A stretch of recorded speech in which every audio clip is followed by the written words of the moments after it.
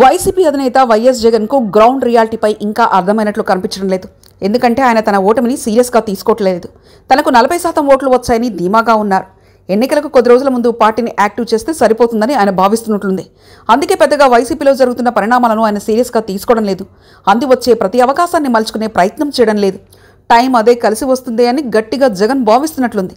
అందుకే పట్టి పట్టనట్లు వ్యవహరిస్తున్నారన్న అభిప్రాయం వైసీపీ నేతల్లో కూడా వ్యక్తమవుతుంది. గత ఎన్నికల్లో తన నుంచి వెళ్లిపోయిన వర్గాలను తిరిగి చేర్చుకునే ప్రయత్నం ఈ 7 నెలల్లో జగన్ చేసినట్లు కనిపించడం లేదు. ఎందుకంటే ఆయన 4 గోడ మధ్యల మధ్య మన ప్రభుత్వం మళ్లీ వస్తుందని చెప్పి ఆత్మానందం పొందుతున్నారు తప్పించి అంతకుమించి మానవ ప్రయత్నం ఏదీ చేయడం లేదని పార్టీ నేతలే బహిరంగంగా చెప్తున్నారు. అధికారంలో ఉన్నప్పుడు 3 రాజధానులంటూ నినదించిన జగన్ 3 ప్రాంతాలకు న్యాయం చేస్తానని ప్రకటించారు. అయితే ఎన్నికల్లో ఓటమి తర్వాత ఇటు ఉత్తరాంధ్రలో గానీ అటు రాయలసీమలో గానీ ఆయన పర్యటించింది లేదు.